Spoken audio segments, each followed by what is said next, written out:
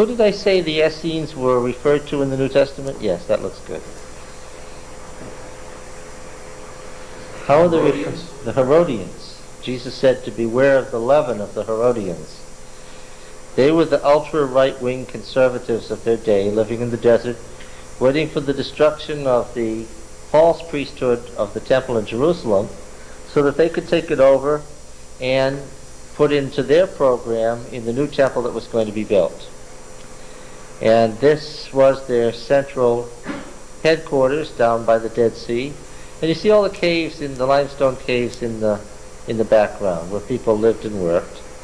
And their famous scriptorium and their production of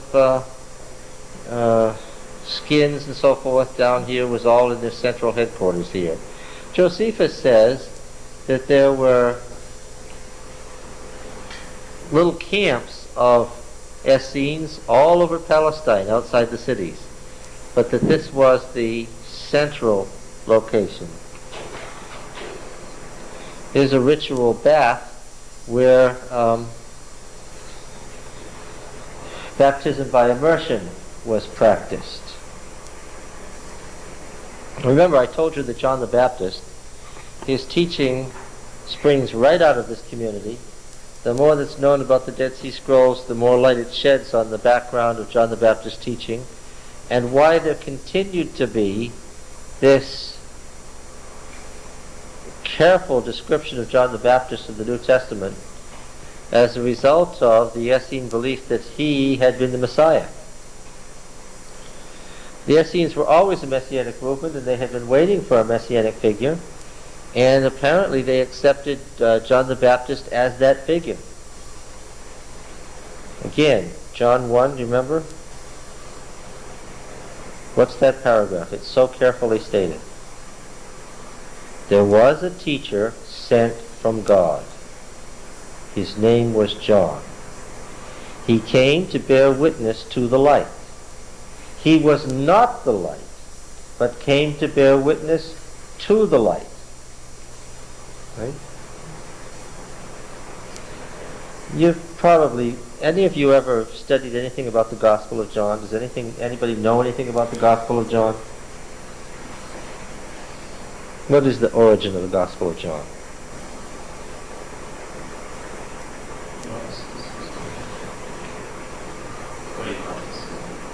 Gnosticism? Well, that's a Greek movement. When was the Gospel of John written? Say in relation to Matthew, Mark, or Luke. Much later. Much later. And where? Probably on the island. In what part of the country or world? The Aegean. Yeah. That's the standard answer, and probably quite wrong from the viewpoint today. The Gospel of John, instead of being the most Greek, philosophical, distant from the time and event, is probably the earliest Gospel, closest to the events, and written largely under the struggle in Palestine of competing messianic sects to relate Jesus to Judaism, and particularly to Essenism. And it shows not the speculation of late Greek philosophy, but the Neoplatonic thought of the Alexandrian Jewish community as it was represented in Palestine. You understand that Christianity was a major influence in first century Judaism? You're aware of that, right? There were about 6,000 priests ministering at the temple in Jerusalem. We looked at those slides in great detail, the size of the complex and so forth. There were about 6,000 priests ministering there at any given time. And these people are the other priests who rejected that temple from a split that came apparently in the Maccabean period. But of those priests, how many were Christians? Do you remember the book of Acts saying that a great body of the priests believed? How many were Christians? According to the nearest records we have, about 2,000 of them. What does that mean? That means that after the death of Christ and with the temple ritual going right on without any change, 1/3 of the temple's personnel were Christians. Now, why didn't the Essene part of the priesthood, why weren't they in there competing? Because they rejected the temple, and where were they? They were down here. Yeah, you see the Dead Sea in the background? It's only about 2 miles down to the shore, and several miles south of Jericho. What are those mountains over there on the far side? Oh, well, that's Jordan today, Transjordan. But what country in biblical times? Edom. No, this is the northern end of the Dead Sea. This is almost at the very northern tip where the Jordan River washes into it. Moab. Moab, yes.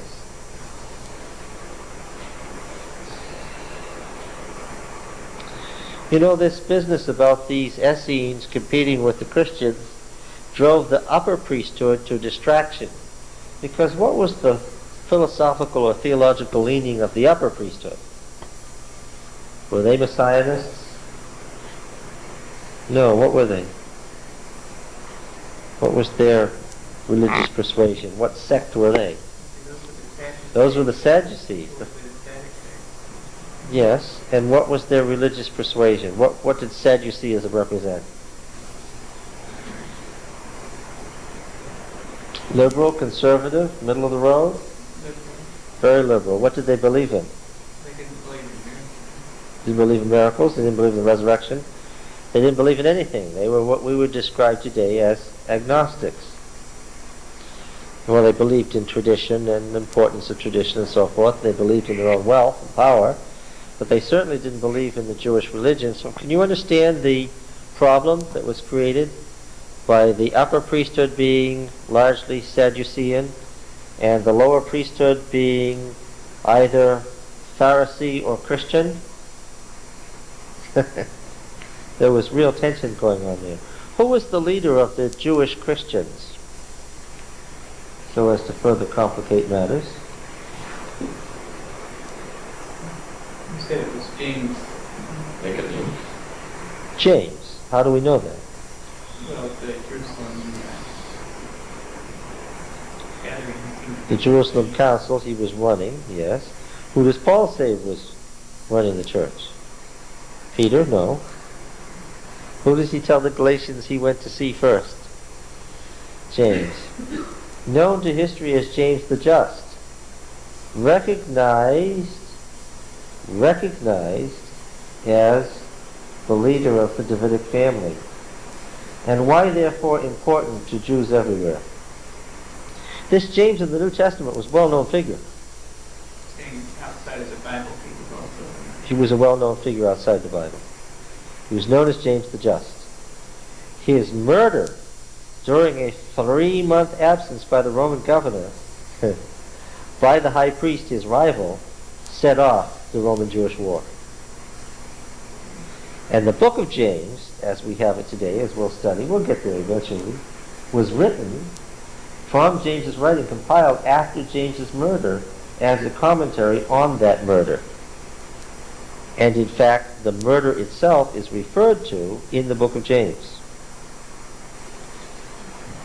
You have murdered the just one, it says, right in there. And a commentary on the Roman-Jewish war.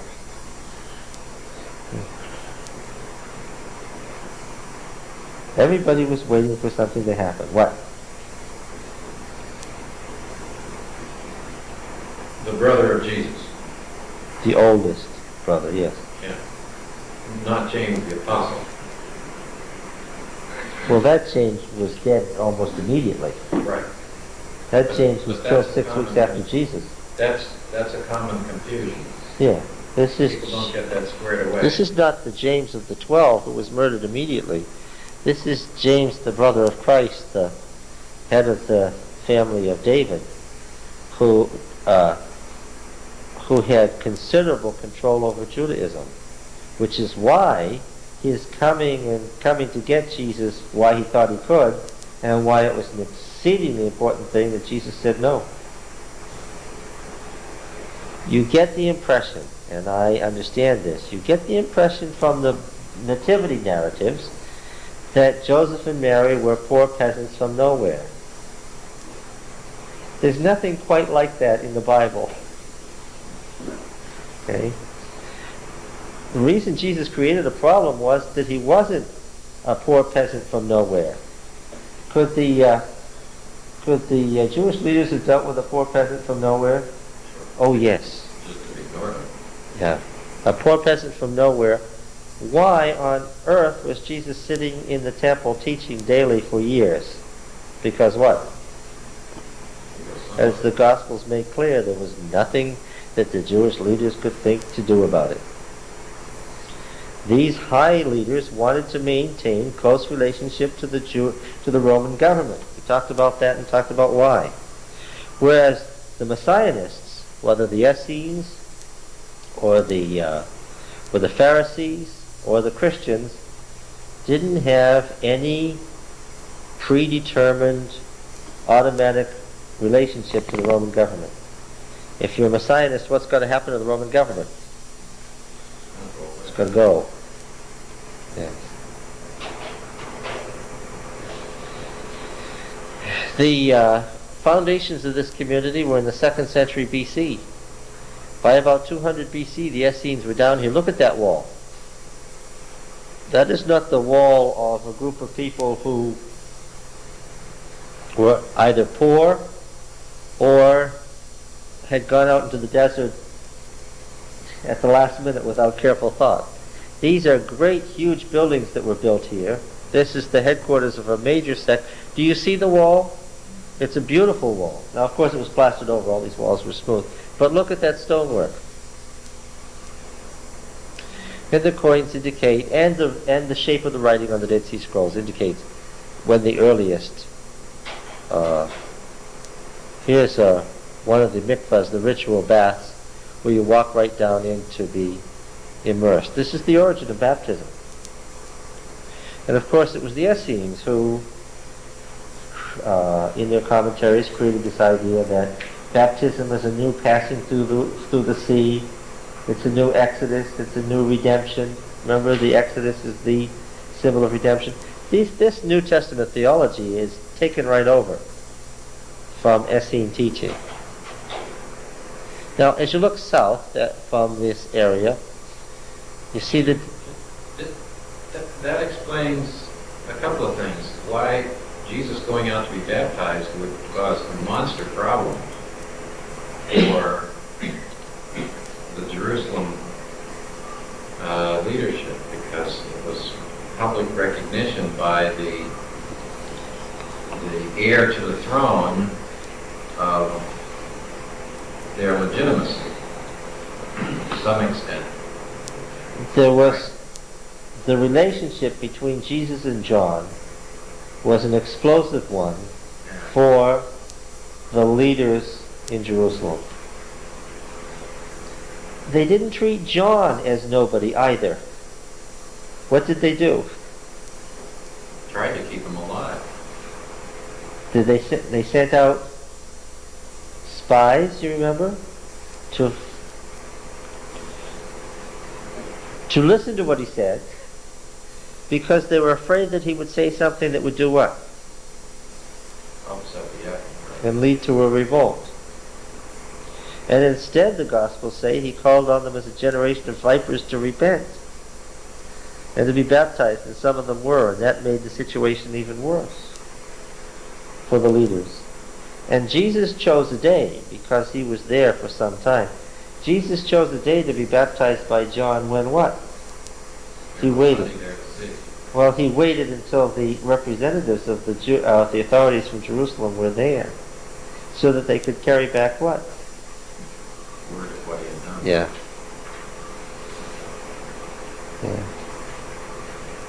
Were the leaders in Jerusalem unaware of the family of Joseph? No. Were they unaware of the rumors about Jesus? No. What they were happiest was that Joseph withdrew to Galilee and Jesus lived in obscurity, which is not what they had expected.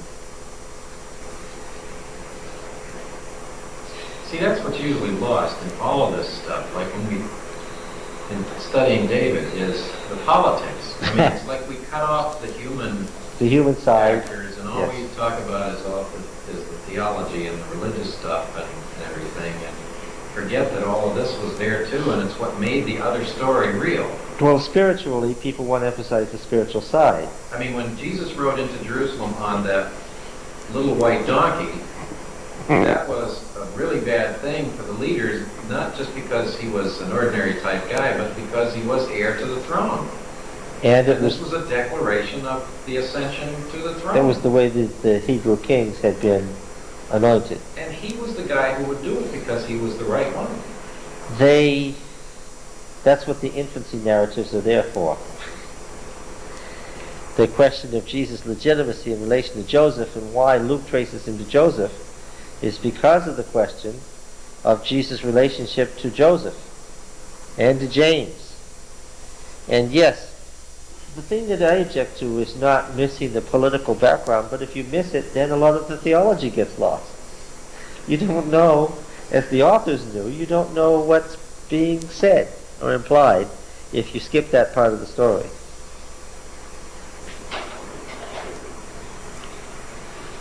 Most of these places had granaries, and this is one of them.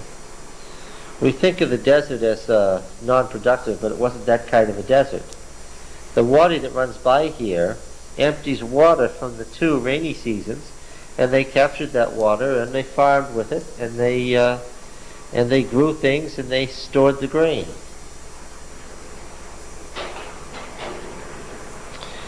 This is the bottom. That's as far up as the walls were still standing. The bottom of the scriptorium. Now, this, of course, wasn't. They didn't find it. It was nice and clean. Somebody hadn't just swept it. It was full of rocks and stones because this was a 2-story building, and the upper story had collapsed because the second floor was held up by beams, and the beams burned through. And the outer part of the wall, being made of plaster, burned also. But in this room were found the tables covered with vellum, the actual tables where the Dead Sea Scrolls were. Some of them were copied.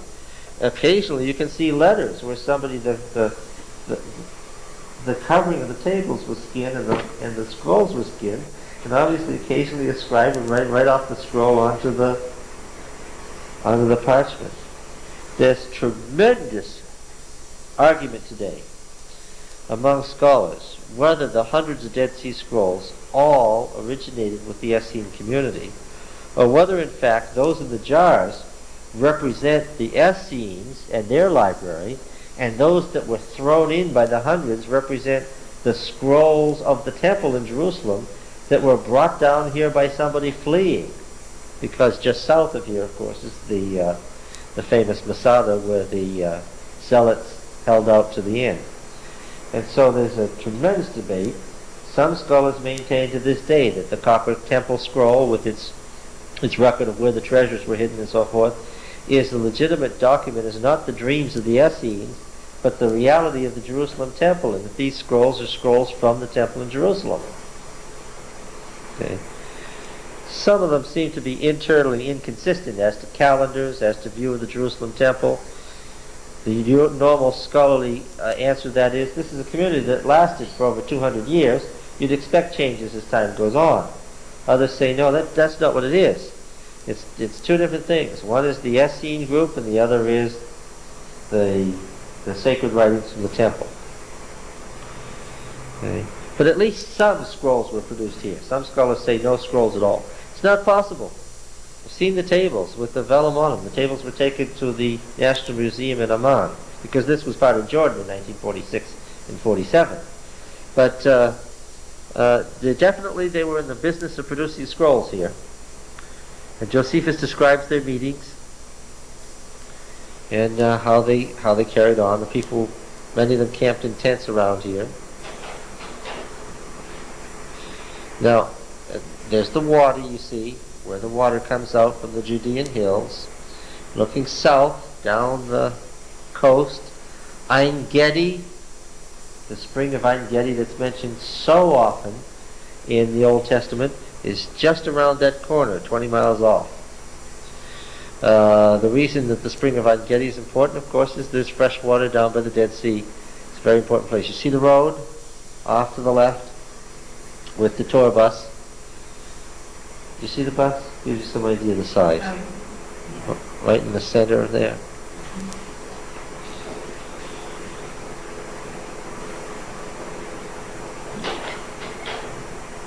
This is a store-bought picture, as you can see, from En-Gedi looking up along the Dead Sea shore back toward the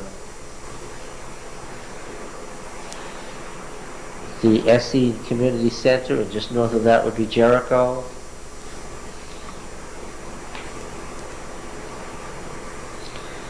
All the way west from here is the Judean hills. This is the real wild part. When people fled, this is where they fled into the caves and so forth. This is where they fled.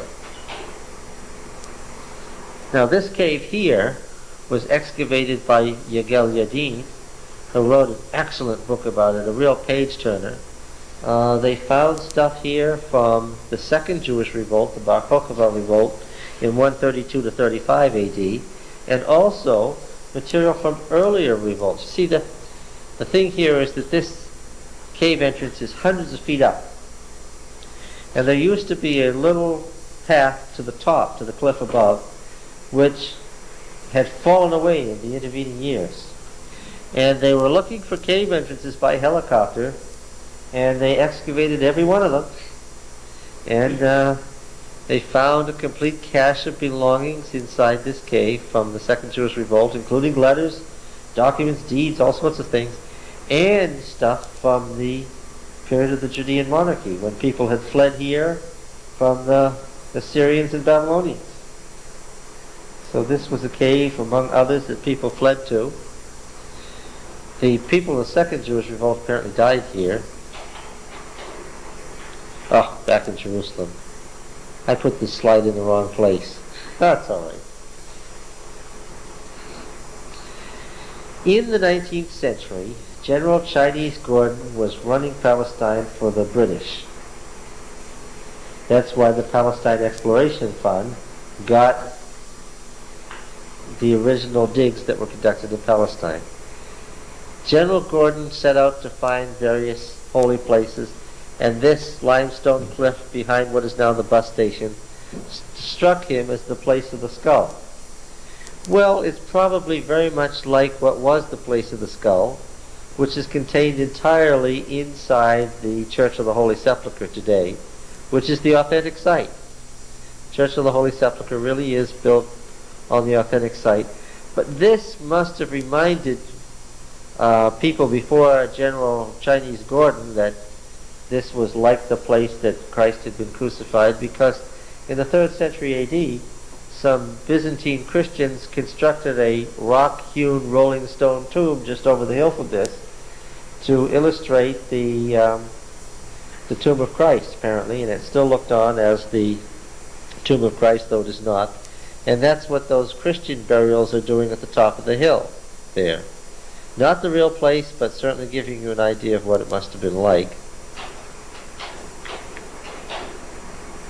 That's the top of the hill.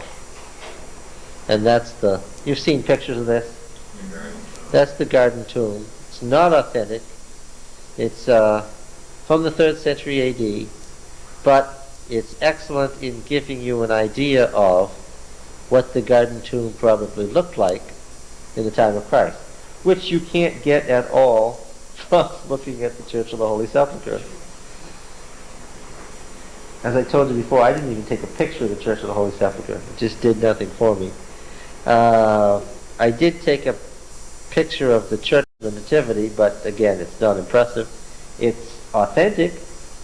The Church of the Nativity is built over the inn in Bethlehem. It's the real thing, but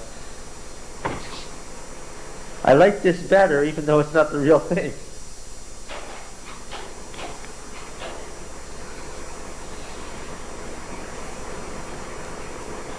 Now, this was an interesting thing. I got into a theological debate here. These people were Jehovah's Witnesses.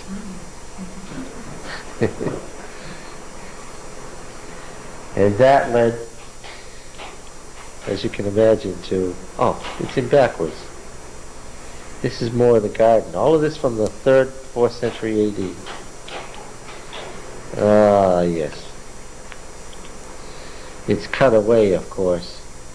There probably was an actual Christian owner of the tomb who was buried here at some point, and that's the sarcophagus, the stone sarcophagus inside, which has been cut away. And then between that time and the 7th century, it became a shrine. Why wasn't it a shrine after the 7th century? Because the 7th century is the big turning point in Palestine. That's when Islam took over the Middle East.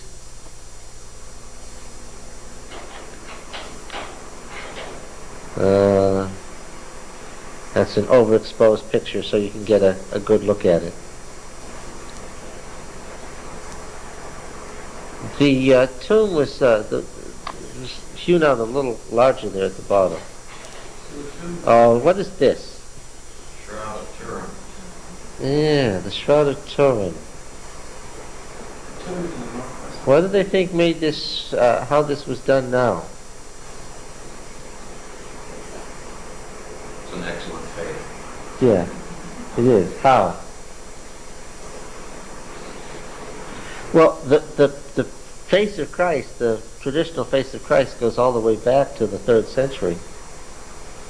The reason we think Jesus looked like he looked in our mind's eye is because there have been paintings of Christ since the 3rd century that look that way.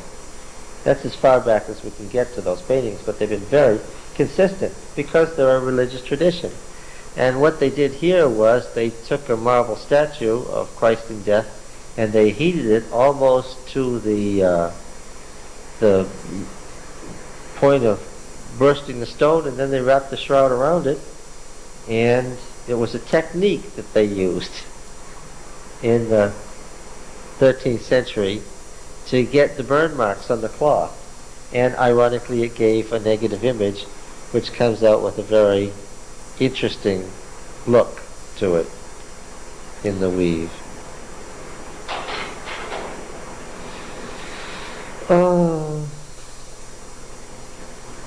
These are the hills of Galilee taken in the spring. I took this picture because I wanted to have a picture of Galilee in the spring with its much, even today, greener, more water. The ocean comes in there, you see, closer. Ever since the 1950s, Israel has been busy planting trees on the Galilean hills in the north, so that it's quite green today. These kibbutzim, these early, almost communist Jewish outposts, have largely been given up now. When did Jews start going back to Palestine in great numbers? Theodor Herzl had the idea of a Jewish state in the 19th century, but when did Jews start going there in great numbers? Between the wars. Well, after the Jews were allowed back in under the British mandate after 1918. There's a tremendous influx of Jews from all over Europe and America going to Israel in 1918, 1919, 1920, and all along through the early 20s, for the avowed purpose of setting up a Jewish state. And this picture was taken in 1954. This shows that they had already made great progress 6 years after the founding of Israel. Now there's a picture we won't soon see again. Why is that? What's probably here now? Yes, 200 units of apartments for Russian Jews have just been built over this man and his sheep. And that's the current argument, isn't it? That they're turning the occupied Gaza Strip and the occupied West Bank of the Jordan into a new Jewish state, very deliberately, and dispossessing the Arabs who had owned the land for centuries. A good illustrative area. This is the fields where the sheep are grazing. Do you see anything there? Well, that's because the sheep have grazed over it. That's why they keep the flocks moving. We saw that illustrated even in the patriarchal stories. You got to keep moving. Why? Yeah. And then there is the stone wall, and it's not much of a wall, is it? But the sheep, what? The sheep won't go over this. Look at the, it's green on the other side. The sheep will not go over. And in there is an olive vineyard. You can see the distinctive olive trees. And behind that there's another wall, and a wall above that for a high spot in the center. That's because when a man had a vineyard, what did he do? There was a tower in his vineyard, so what? He could keep watch over the orchard or the vine so that nobody else came and stole the product. Remember the parable of the vineyard in Isaiah 5? Or Jesus' parable of the vineyard with the tower in it, so forth? Yeah. Yeah, in contrast this outside of Bethlehem. Of course, it's still drier in the south. What were all those shepherds keeping watch over the flocks for? Yeah, they were slated to become sacrifices in the temple. It was part of the temple industry.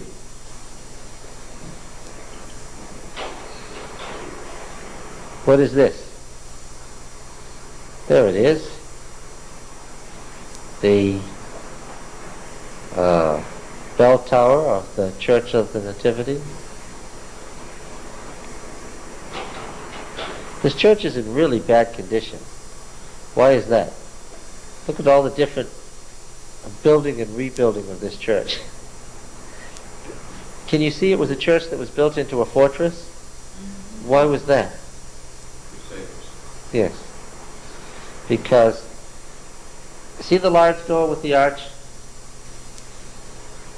When the Arab army came thundering in and rode their horses right into the church and cut down all the worshippers, they put in the smaller door there so that couldn't happen again.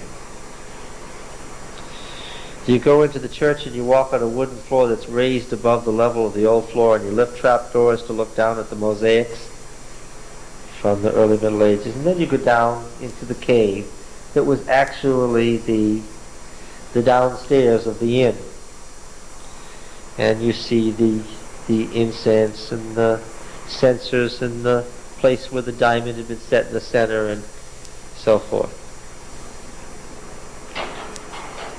There it is.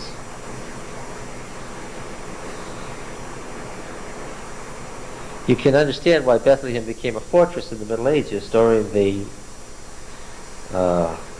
repeated crusades. Passed back and forth from the Muslims to the Christians. Obviously, the Christians wanted to hold it. The Muslims wanted to take it. Who was in the middle of all this?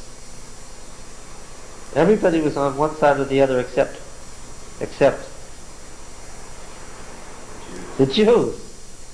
How did the folks treat the Jews? Each side presumed the Jews was collaborating with the other side, so in every successive crusade, what happened? The Jews were slaughtered. The first thing that happened in each crusade was everybody slaughtered the Jews to make sure that they wouldn't side with the other side. This thing has a history to it, see? You think the Jews have forgotten that? No. It's illegal to proselytize somebody to Christianity in Israel today. You can't do it. It's illegal. It's not a democracy in our sense at all. What is it? Yeah. It's the Jewish state. The chief rabbinate decides on all questions of public policy that have any religious significance. The Do they have other religions in Israel right now? Churches? Well, you can have a church, but you certainly can't have an evangelistic crusade in that church. You don't want to go out Sabbath afternoon and pass out leaflets on the street. This is a private home in Bethlehem showing a lower level where they keep the animals. Good idea of what the inn was like. Oh, this is the pool at Hebron. Now let's remind ourselves what we know about Hebron. Why is Hebron important to us? Where is Hebron? It's still on the central mountain range. There's Jerusalem, then 9 miles south is Bethlehem, then another 20 miles or so and you come to Hebron. Right in the center of what was Judah and Simeon's territory, given by Moses to whom? See what you remember. To Caleb. Caleb was a Hebrew? No. Old site of Abraham, the sacred oak, right? Remember? Abraham encamped here, had relations with Abimelech from here, one of his great centers. What priestly family settled here? This is Phineas, the son of Aaron. Remember, Hebron was an Aaronite. Later, Hebron became the capital of David's Judean kingdom for 7 years, right? And remained the capital of the southern district of Judah long after Jerusalem was set up as the capital of the country. Now, what is this? A tell. It isn't a tell. That's what's interesting. No.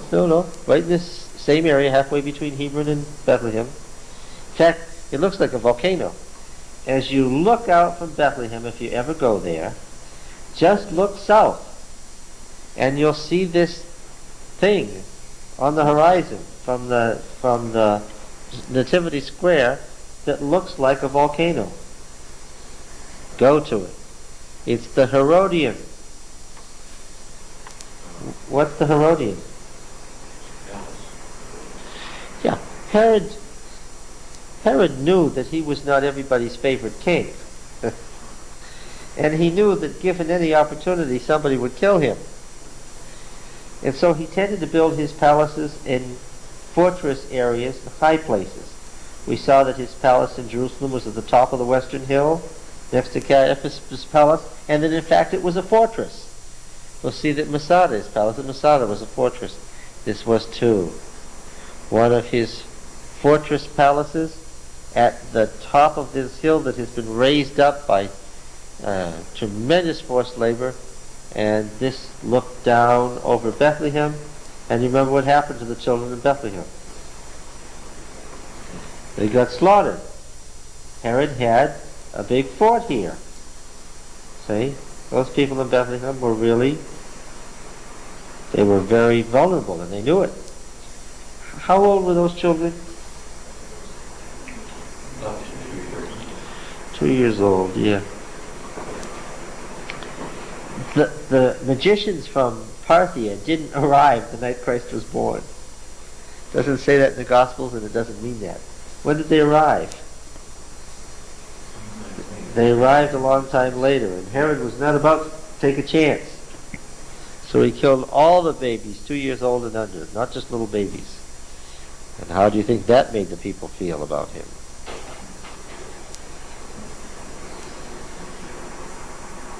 Here, see this? And look at the hills of Judea. Look what they look like. That's the wilderness of Judea that you hear about so much. And what effort must have gone into creating this thing? This is inside now. Coming to the top of the Herodian and going down inside. See the staircase? This is the staircase from the outer wall leading into the lower area, and the pillars obviously covered in a closed portico. There were Roman baths here in the Roman style. Hot and cold baths. Steam bath or frigidarium with cold baths run by the wind. Lots of very fine rooms. It was a palace and a fortress. Looking down, you see the old entrance as it came up from the side of the hill into the courtyard in the center.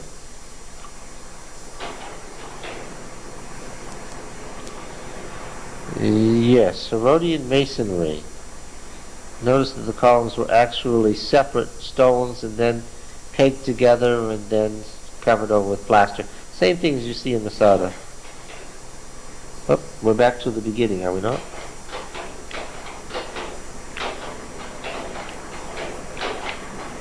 Oh, no. Another bath, because I thought this was the bath at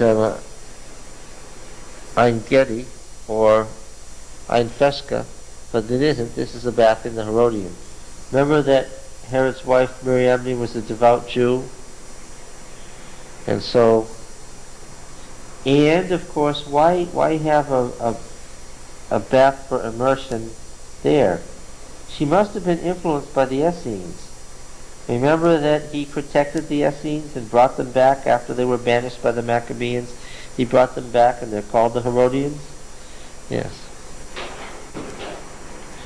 These are ballistae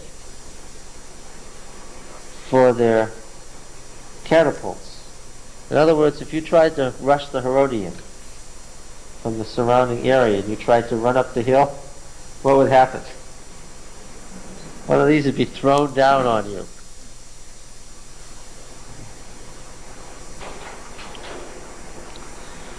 This is looking out from the Herodian toward Jerusalem. You can see Jerusalem over there at the peak.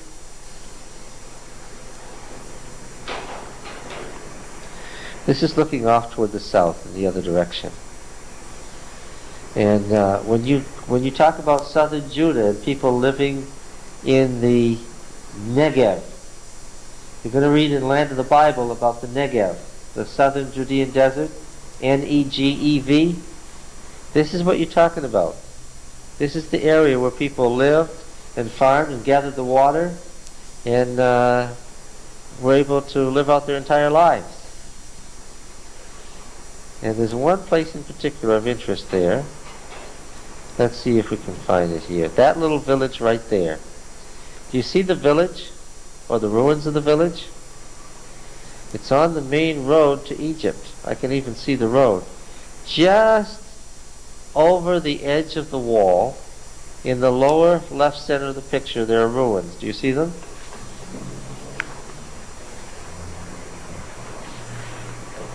Tekoa. Yes? Who? The wise woman. The wise woman, yes, but that isn't who I would think of when I thought of Tekoa. Who? One of the prophets? That's right, Joe. One of the prophets? Who? Amos, the first writing prophet, influenced by the wisdom movement. Yeah, the great change from charismatic leaders to leaders of literary groups. The big change that came with Amos. Amos of Tekoa. There it is. Look at the surroundings. This is the guy who went to the luxury of the court at Samaria to denounce it. You get the picture? Ah, yes. He was among the keepers of sheep and the dressers of sycamore trees, he said. What he actually meant was he was the guy who ran the town, right? He said, I'm just a poor nobody. What did he mean by that? I'm just a poor nobody who has the time to come up here and tell Israel what to do. He was the wisdom teacher. He was the boss. He wasn't just a poor nobody. He was one of the most literate writers in the whole Bible. Yeah. Look at that. An oasis in the Judean wilderness. Of course, those hills weren't all bare like that either. No, they had scrub greenery on them. 2,000 years later, it's a lot drier than it was. It was much drier, partially because the whole area is drier. And there were times when it was more wet in Old Testament times than at other times. King Uzziah had about the maximum number of people living down here. And of course it was a very large population in the time of Hezekiah too. And they had these little box channels where they could catch every bit of moisture that came off of these hills.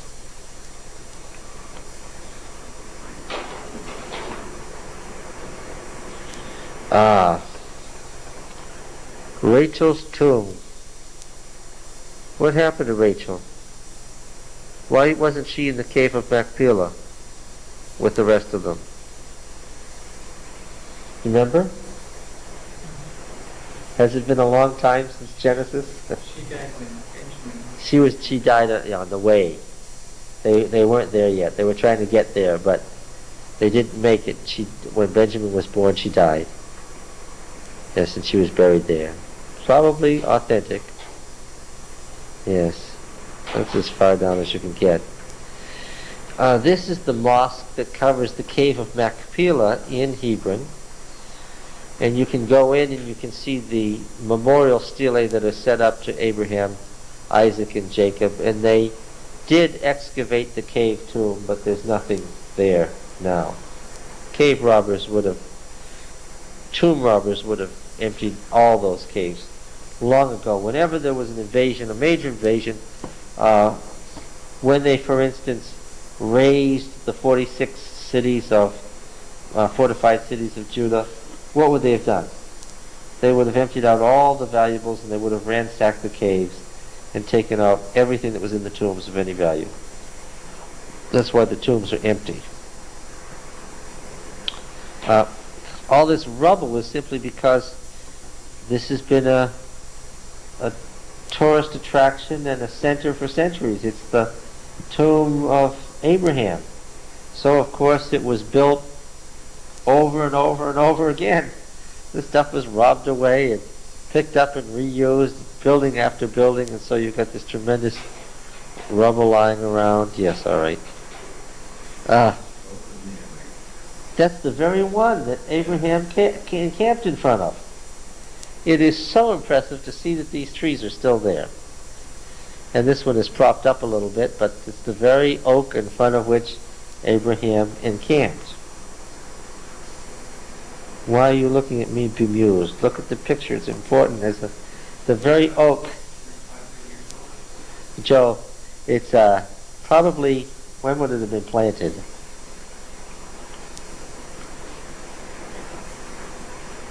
What do you think? How old is it really?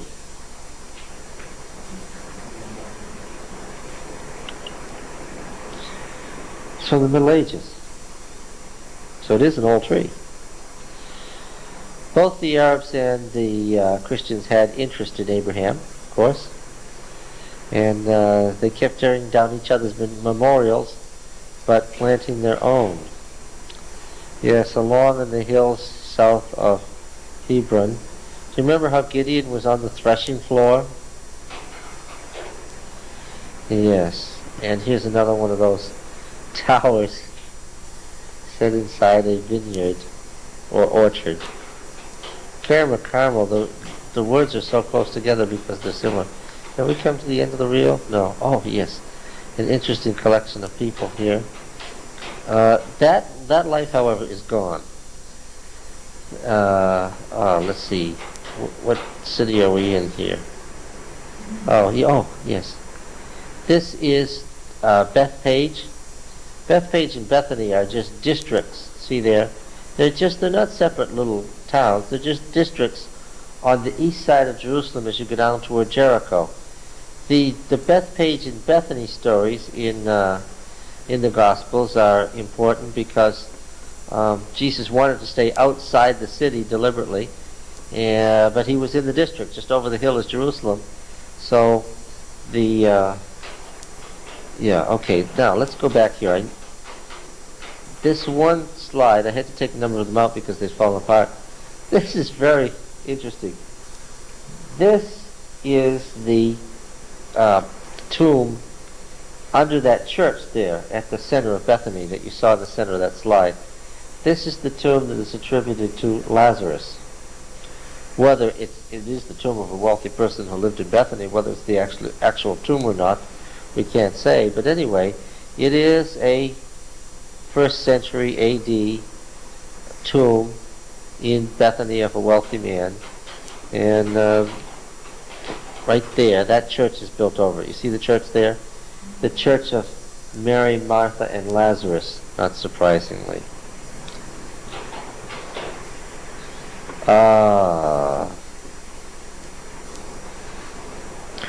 Going further south yet, along the central hills, we went to Market. You see how long the shadows are? This was about 6 o'clock in the morning. We went to Market in Beersheba. Now, if you draw a line in your mind, you've got all these things along the central mountain range. You can think of Samaria and Shechem with Mount Ebal and Mount Gerizim, Shiloh, Gibeon, Gibeah, Jerusalem, Bethlehem, Hebron, and now down to the south, Beersheba, all along that central mountain range, with the road running north and south along the mountains. Of course, the point being that the high central ridge was defensible. That's why it was the part that was conquered first by Joshua. It was an area that was not previously populated, and it's where the Hebrews went. They could conquer it easily and set up their cities and so forth. Well, Beersheba has patriarchal associations with both Abraham and Isaac, right? What does Be'er Sheva mean? 7 wells, or else very good wells. Okay. Or wells of the oath, because Shavua is oath. It just depends on how you vocalize the noun. Camels were for sale here, and people were buying and selling camels.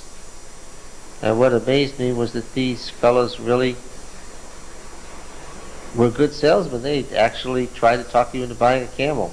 Why they thought an American visitor wanted to buy a camel, I'm not sure. But they worked hard at it. The market goods were cheap, and there's modern market center back there, right behind there. And this is the market laid out at Beersheba in the modern town, which is only, it's only a mile or so south of the Tell of ancient Beersheba.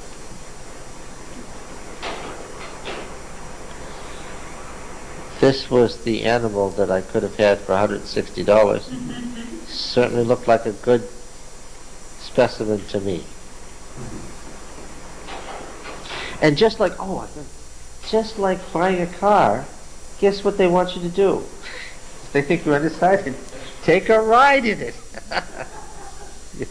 Yes. You almost thought these fellows should wear plaid jackets.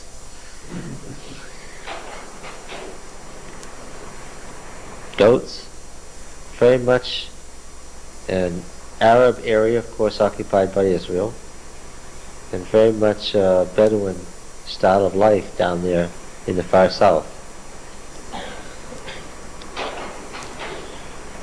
The Tell itself. This is very interesting. This is the outer wall of Beersheba during the days of the kings. Do you see how it curves around in a circle here? This is the city, the outside of the city during the Judean monarchy. And that street goes in a complete circle around the outside of the outer walls of the city. And what the walls were was stone with packed earth in between, about 12 feet thick. This is what you're talking about when you're talking about a fortified city. And Beersheba, of course, is one of the great fortified cities in the south. Oh, we'll go on. That's just the site of the granary in Beersheba. Looking down, this site here from the time of Hezekiah was particularly interesting to me. The site of a temple had been the limestone floor there has been cut through to either look for or hide a cache of belongings. And you see, whenever you see fine walls, you know you're dealing in a wealthy period. Now, this here is probably one of the most interesting things that happened. This installation here looks just like the one in Gezer and at Megiddo. And there's been argument for centuries whether these were stables. That's all one building. The center part does not have any stones. Do you see that? And then along the two outer sides there are stone floors. And the argument, and there are cribs, grain cribs in between. This, it is believed, was built to house the horses and chariotry for the kings of Judah. Some people argue that no, they wouldn't have put stones in the outer part if it was for horses, but I think it's a pretty good conclusion that they kept horses in these great cities and chariotry to, especially a city like Beersheba, which was on the confluence of main roads at the southern end of the kingdom, where it was very important to have protection. And what was found in this particular set of stables was very, very significant. These people had just discovered, as they were excavating this, that in the base of one of the walls rebuilt in the time of Hezekiah were some interesting stones. Do you see those stones down there? The two lower ones? What are they?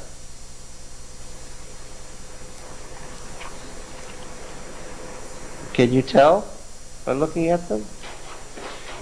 Let's go back. In the wall they discovered some hewn stones. That man, that gentleman there, is the late Yohanan Aharoni, who put together the Macmillan Bible Atlas and the book The Land of the Bible, so forth.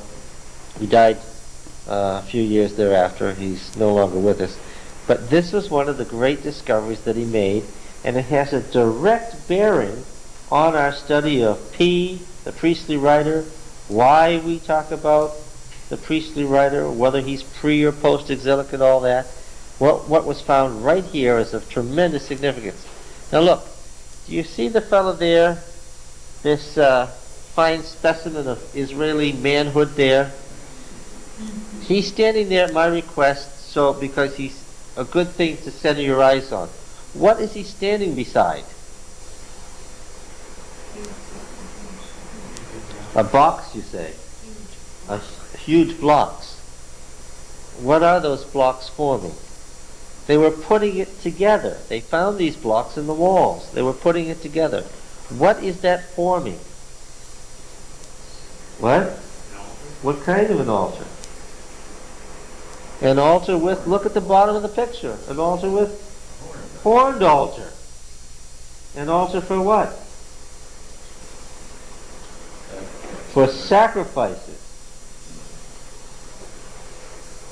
An altar that fits the dimensions of the altar given in the priestly writings. This is the altar of sacrifice of a Yahweh's temple. This isn't the altar of sacrifice of some pagan god. This is the real altar of a real Yahweh temple made exactly to the dimensions of the law. What was it doing taken apart and put in the foundation of a wall for stables. First of all, what would putting it into a wall do to it? What? Desecrate it. Especially a wall for a stable with horses, which are unclean. Now this was from the time of King Hezekiah. What was it doing there? It was long believed that these few verses about Hezekiah contained in the Rabshakeh's speech were fictional until this turned up. What was it doing there? He got rid of all of the settling. Yeah. Yeah, what did Hezekiah do? According to the Rabshakeh, his own speech to the people, what did he say? Is this Hezekiah making you trust in Yahweh? Isn't it this Yahweh whose temples he destroyed? Remember that? Where is that speech to be found? Well, in Kings and Chronicles, but the most easy place to find it is in the middle of the book of Isaiah. The whole 37, 38, 39, the whole center section of Isaiah, where it talks about the invasions of the Assyrians and so forth, Hezekiah's reform. This is the clearest evidence of Hezekiah's reform. They took apart the temple of Yahweh and they turned it into a stable like the stables that Solomon had built. In a fortified city that he was fortifying against what he knew was the coming invasion. How do you think the local priests felt about having their temple dismantled and turned into a stable? Do you think there was any resentment in these outlying cities against Hezekiah and against Jerusalem? No, you thought they all joined in heartily and thought it was a great idea. Look, that's what Genesis, Exodus, Leviticus, and Numbers are about. That's why the priestly writer put them in this form. They're a programmatic document. He took everything and he reworked it. So that what? Look, the whole thing. The tabernacle being the one place God would appear as the forerunner to the one temple. Everything he said was about what? He was preparing you for what? Including the law of the altar. The very first thing you find after the Ten Commandments is there's one altar. The law of the altar, I said, we'll explain to you later why this one law of the altar is right here in Exodus 21 after the Ten Commandments, standing here all by itself. According to P, the first thing God said after he gave the Ten Commandments was what? Give me one altar. Do you get it? And you can be quite sure that folks were reading Genesis, Exodus, Leviticus, and Numbers in Beersheba and the other cities. Why? These things were made to say to those folks what? This is what we have to do to keep Yahweh's covenant and get his blessing. Why did Hezekiah want Yahweh's blessing? What had he done? He had rebelled against Assyria. And what did he know? They'd better have Yahweh's blessing or what? Yes, or they might as well kill themselves before the Assyrians got to them. So this was a great event, and I was happy to arrive at the very time that the discovery had been made, and there was great excitement. See, there are the four horns of the altar, all lined up there, one after another. Right there on the foundation rubble on which they built these stables. There's the entrance where the elders sat in the gate. There were 3 rooms on either side of the gate, and these royal gates of the time of the Judean monarchy. And each room was a guard room, but in many cases they held their courts there, and the elders of the city sat in the gate. And there's looking from, you're passing through the gate. This is the center road. There's rooms on either side of you in the gate there. looking at the outer wall and the inner wall, and an outer wall and an inner wall and a road in between. And the road in between is made up of that fine dust that you hear about, the afar, the fine dust. When it says dust you are and to dust you will return, it's talking about this kind of dust. You blow it and it all swirls up. Oh, we headed in the wrong direction. They were working on the well at Beersheba. Why is the well at Beersheba interesting? Because Beersheba is the well of the oath. Yes. So they were working down at the bottom of the well, trying to determine the time of origin of the well, who built it when, and how it relates to what's stated in the biblical narrative. Yes, and this is the temple district at Beersheba, and it's very interesting. There's there's 3 different words for dust in the Bible, and this is the fine dust that you become later. All right, back to the beginning again.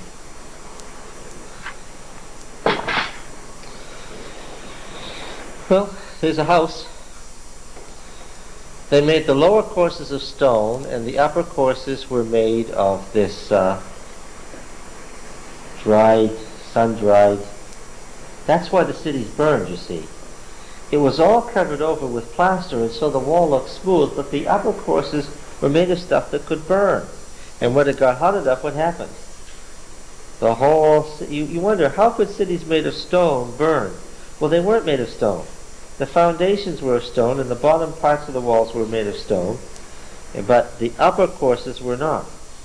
Well, the bottom parts is because of water, and because you wouldn't want the animals kicking the bottom parts of the walls and kicking them through. But the walls were founded on stone, but the upper part was not. This sun-dried brick. Yeah. Mud brick. Yeah, it could burn. Here the archaeologists have artificially topped off the tops of the rooms around the outer side. See the road down below? This is the top of the tell. There's a meter stick over there. Every one of white, red. Each one of those sections is 3 feet, so that gives you some idea there. There's the interior of a house. You can see very clearly the outlines of the various rooms. And these houses were in the outer wall. As you go around the circle, people lived between the inner and the outer wall. Your front door is on a road that goes all the way around. Your back wall is the outside wall of the city. Remember Rahab lived in the wall? Yeah, that's what it's talking about.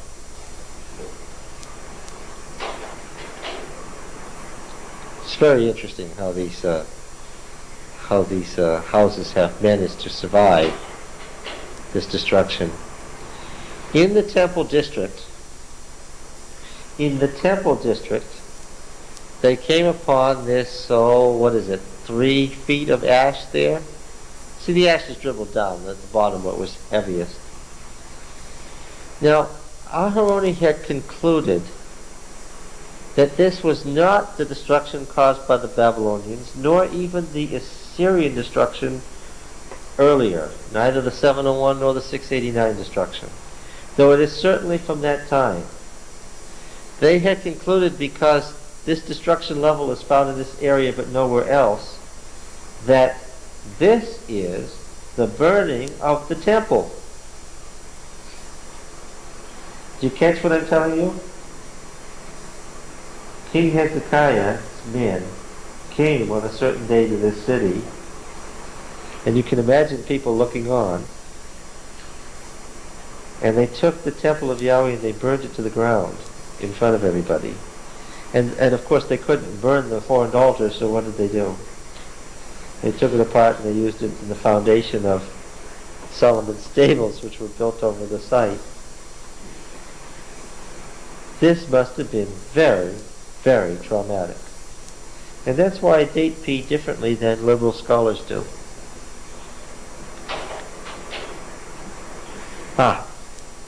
Skipping over from Beersheba, just driving in a straight line toward the southern end of the Dead Sea. Beersheba is way to the south, and driving over to the southern end of the Dead Sea, you see the Dead Sea down there. Now, what country is opposite the southern end of the Dead Sea?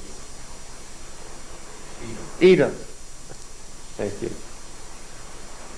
Can you say the stuff on Transjordan? Gilead or Gad, people originally by Reuben, Gad, and half the tribe of Manasseh came to be called Gilead, right? Then Ammon, then Moab, then Edom. Okay. Yeah. Modern roads going south. We do the same thing going down into the area to the south. Sea level.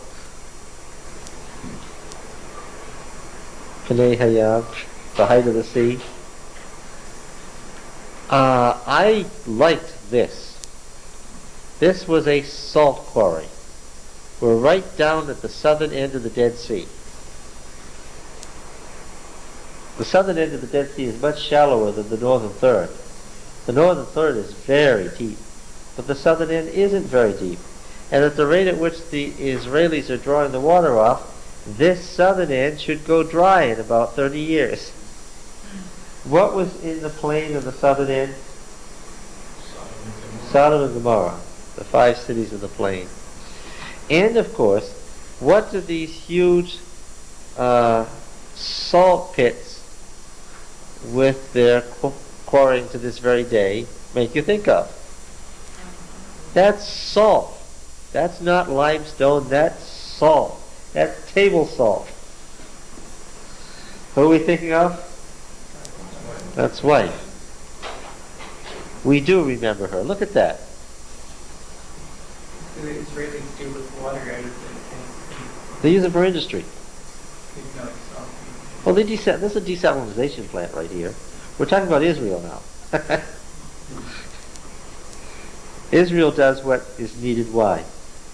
Because they have the money to do so.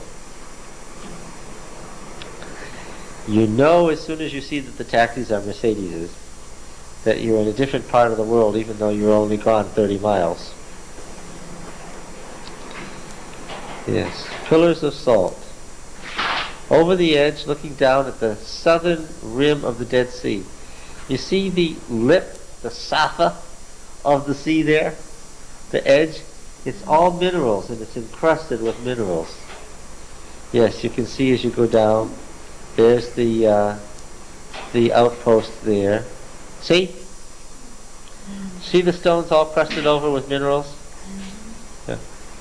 This, the southern end, yeah. Oh, you know what this is. Now, what is this? Looking again at the Dead Sea in the background, looking from west to east, with the mountains of Jordan in the background, there's this great plateau of Masada. You all know the story of Masada? The Jewish zealots who, when the temple was destroyed in AD 70, the leaders fled to this old palace of Herod and held out there for 3 years until finally it was apparent that they weren't going to be able to hold out any longer, and they committed suicide en masse, killed their families, draw lots, killed their families rather than allow the Romans to take them. And what is that installation right there in the center? That's the most interesting part about it.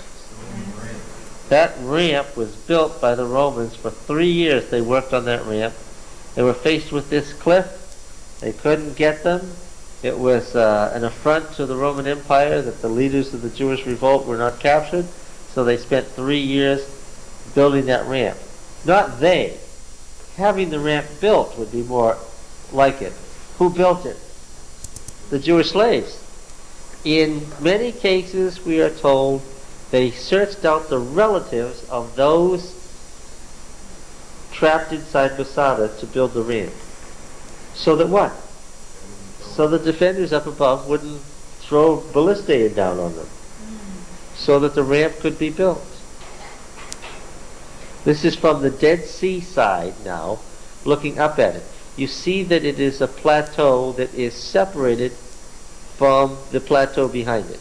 Separated by an earthquake generations ago. You see the path up it, and then of course when you get to the last part, you're going straight up this cliff.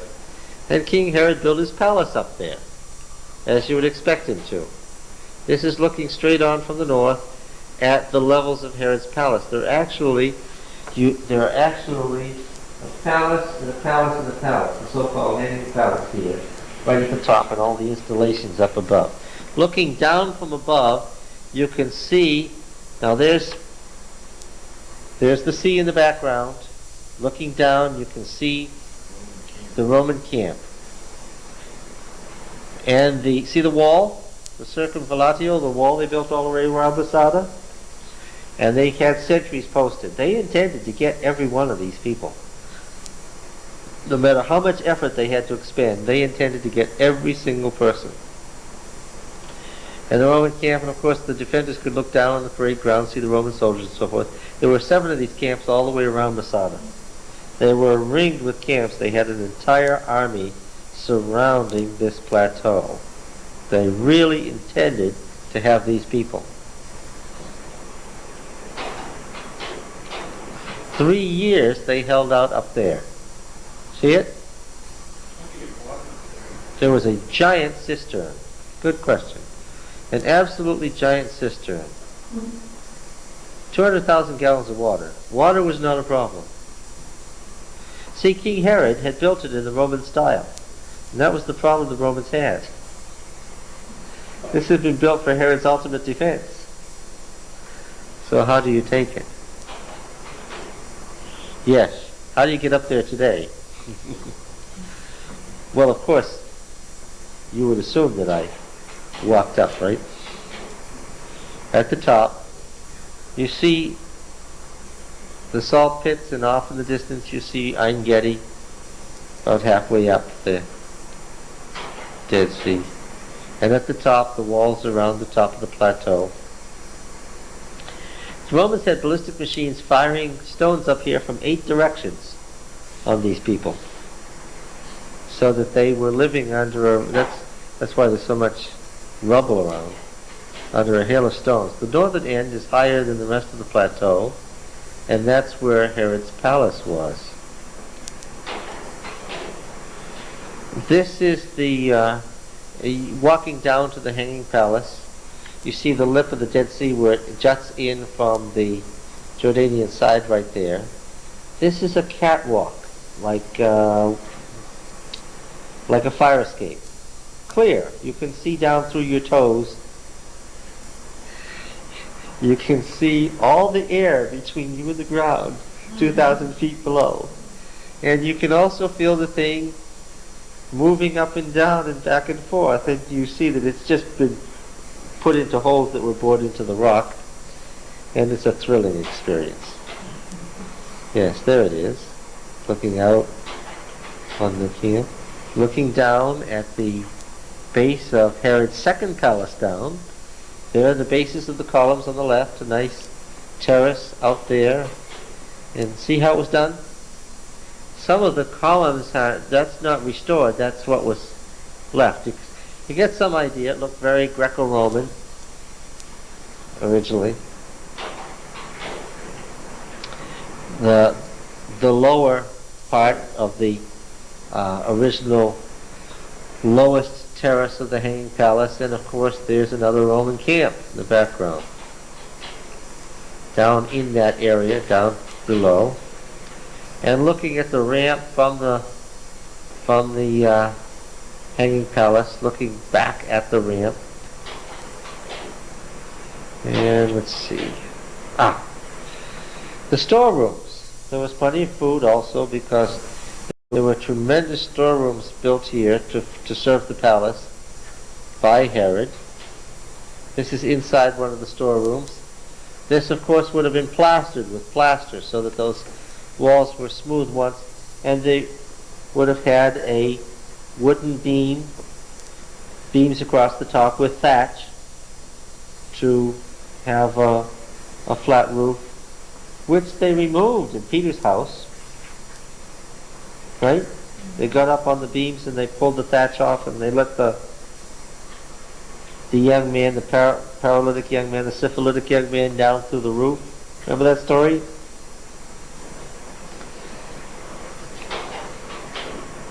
Oh, wait a minute. This wall is restored. You see the black line? You see the black line? That's where the wall was when the archaeologists found it. And then they took the rubble that was in here and they rebuilt the wall in the same style to show you what it looked like. This is one that hasn't been restored.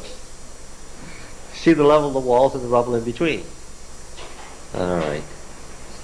What do we find here? This time I know I'm at Masada. Another baptismal bath site. Can you see the floor? All made of mosaic? This is inside Herod's baths. A very pretty mosaic floor that has survived. This is how they got hot or cold baths. On some of these you can see the tiles. There was actually a tile floor held up by all these pillars. And they'd open the flues and let the wind blow through there, and you had a little bit of water on the tile floor, and you had this wind blowing through underneath. And what would that do? No, this is it. Evaporate the water and cool you off, yes. So you'd sit in there, wrapped in wet cloths in the cool frigidarium to cool you off. On the other hand, they get these hot coals going and put a little bit of water on there and turn the water to steam and steam bath. Yeah. Some of the floor tiles still impressed in the top of this. And the ever-present Roman camp on the north. The Jewish synagogue that was hewn out by the defenders during their 3 years there. They took a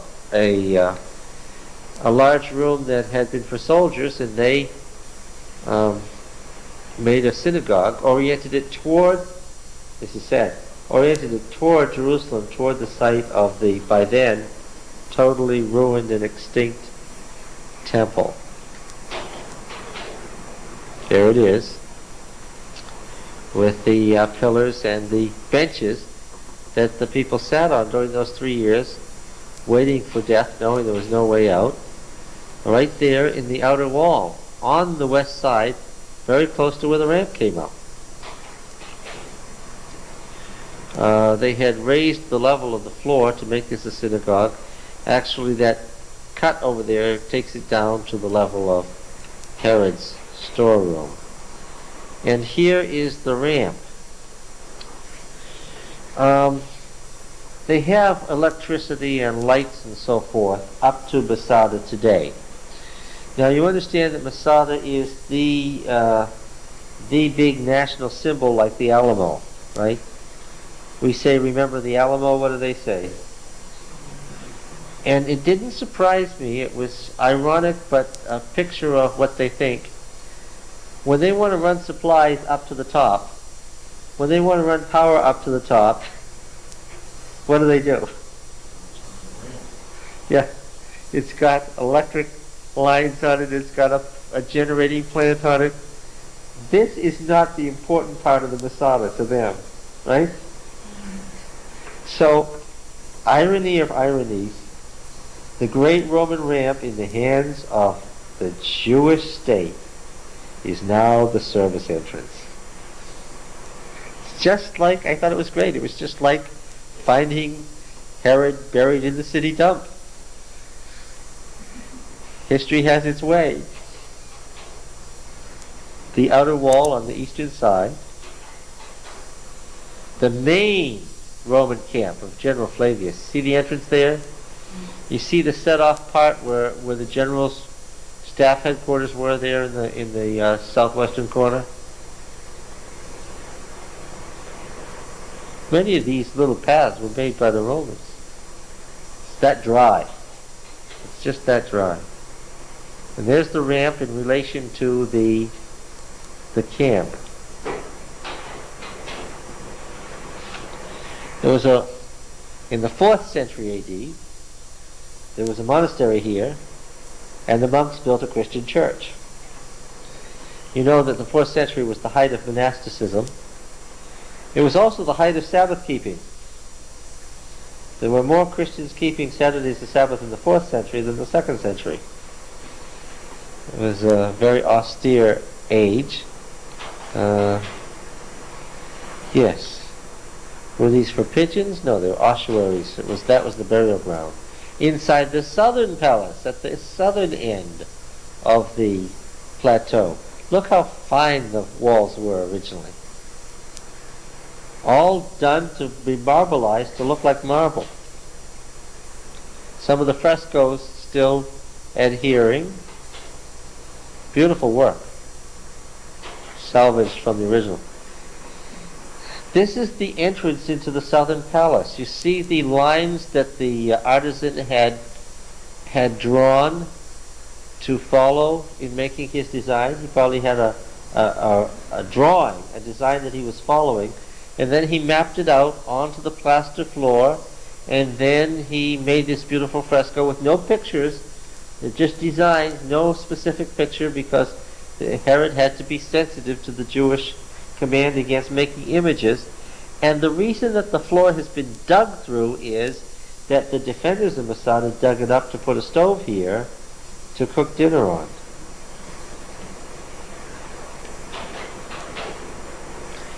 There's another one from the southern palace with later diggings of the defenders to put their stoves. People lived in this room. This is the back side, looking at the great rift between it and the plateau to the south of it. And the ballistae, took this out of the book, the ballistae on the right. It's not very pleasant. That's the hair of one of the girls who was killed. See the braid right off to the left? That's somebody's scalp. And the hair was found still braided. And here are the bones of the defenders, where the Romans tossed the bodies over the cliff all together, just as Josephus said. Now, of course, Josephus was alive and eyewitness to all this, so his accounts are very, very accurate. There they were. They had drawn lots, and they took turns. Each man went. They got their families all together. They knew it was only a matter of hours before the Romans got in. The outer gate at the base of the ramp was already on fire. They had stones pouring down on them from all directions. They knew they were going to be in the hands of the Romans momentarily. The leader got them together and told them that the time had come. The men gathered their families, family by family separately. They killed their wives and children. Then they drew lots, and on the basis of the lot, each man killed his compatriot, and the last man killed himself. So when the Romans got in, they found them all dead, except 3 old women who had hidden in the back cistern, who were left to tell the story, who were nobody's relatives, who just happened to be there. All right, I guess that's the end of that.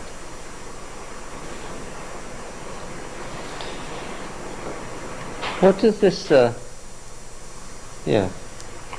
this is Jericho, of course. What does this area here remind you of?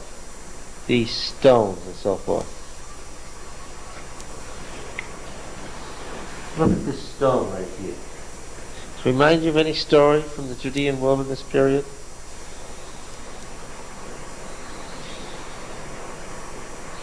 If you are the Son of God, what? Command these stones to turn into bread. It's like dough there. Well, the city of palms. Do you see the Judean hills running down to the Dead Sea there to the south? We've been all the way down. This is the Essenes headquarters here, right, in Ancaster. And over that hill is Gedi, and further south of that is Masada, right? And all the way to the south is those salt pits. And this is Old Testament Jericho. Now, when they made these cuts, when John Garstang dug through here in 1909, he found out something important. He found out that there was no city at the time of the Exodus there, right? That was believed until last summer. What's the latest on this story? He was looking for this big stone wall. Archaeology was in its infancy. And what did he do? He dug through this big, yes, earthen wall. And so when he said there was no wall there to collapse, there was no city there, what was the problem? He dug through it and didn't know it. It was there, and that's when it could collapse, because what? It's a beaten earth wall.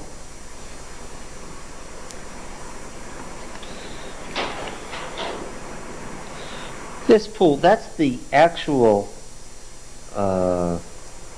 shadow of the tell right there. This pool right there. Do you remember a story about the waters of the pool at Jericho? It's in the so-called prophetic cycle in Kings. Alas, master, it was borrowed. What was it? The axe. The axe that floated so he could get it back. What prophet was that connected with? Elisha, yes. There's the wall. There's the wall that didn't exist. Can you see by looking at the dirt around it why somebody inexperienced and looking for something different could have missed it? Yeah.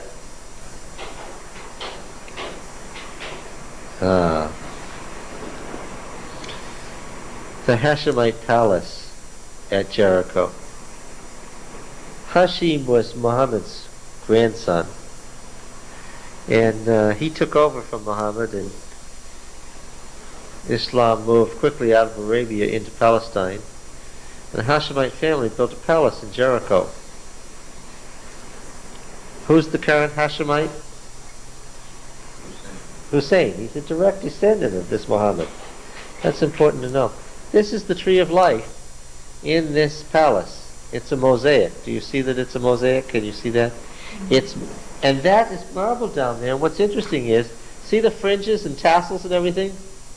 It's made to look like a carpet on a marble floor. But it isn't. That's from up above looking down on it. This was one of the heating system there, one of the baths, the heated baths in the palace. Very similar in design, just more recent, therefore easier to look at and see clearly what it is. Heat going into the bath, to see the floor of the bathroom up above. Inside, look at the intricate work here. I stood for a long time following that rope around to convince myself that it really is only one strand that goes around and around if you follow it. So the guide said I didn't believe it, but yes it is. This is of no great significance.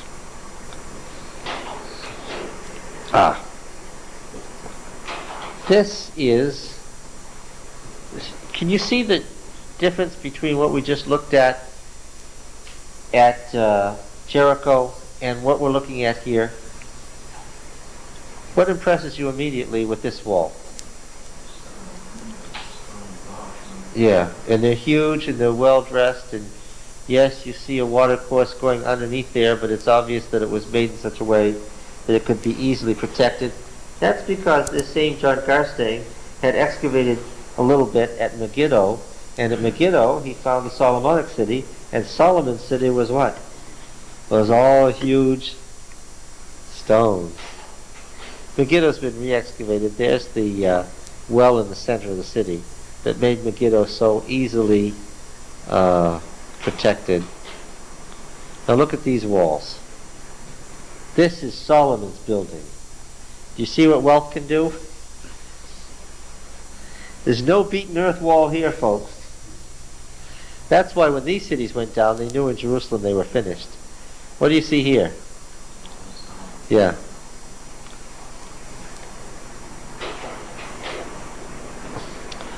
Here's a section where he had some rooms in the in one of the towers, but notice the outside walls around this room. This was a guard room, and this is where some of the letters concerning how the war was going.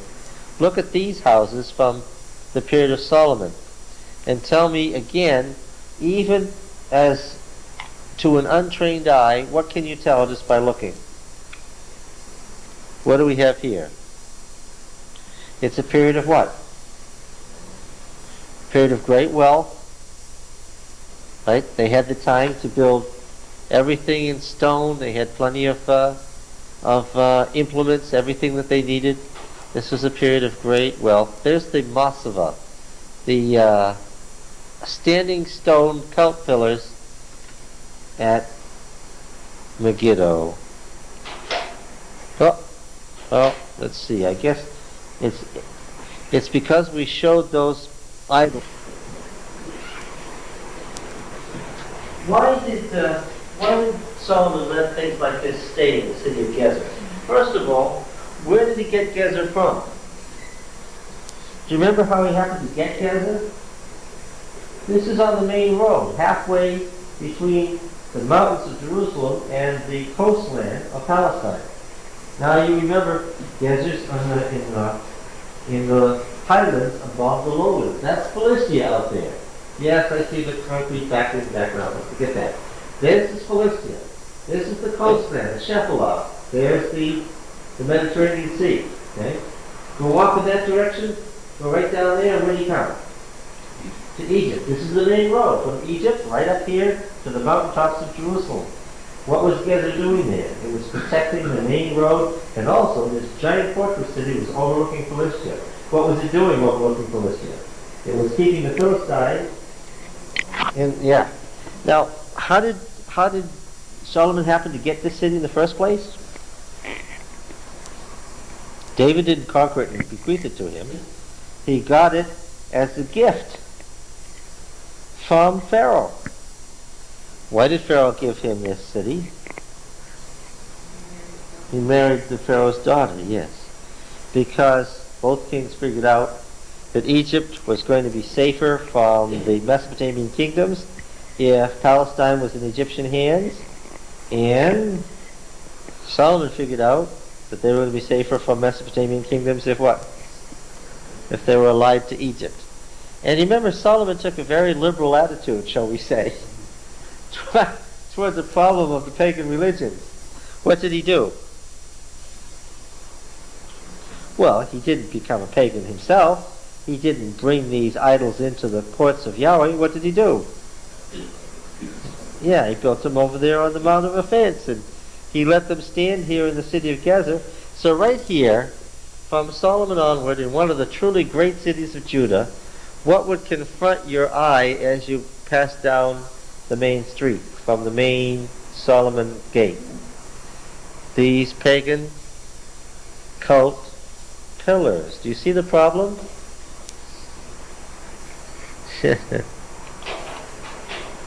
Yeah. That's looking, look, this is one direction. This is looking west toward the ocean. This is looking east up to the hills. And what is that point that's sticking up there in the center? That's Jerusalem. You see how Gezer was halfway there? Yeah. And the water courses. You don't, in these fortifications of Solomon, everything was stone, rock, right down into the ground. Yeah. Underneath the main road into the city, underneath, this is after excavation now, down underneath the road as you went in, this is what's underneath there. So why would you not be able to dig underneath the road, underneath the gate into the city? Because they had cut a great big trough and filled it in with stones. Yeah. We'll come to something here. We're back at the beginning now, I believe. We're back in Beersheba. Okay.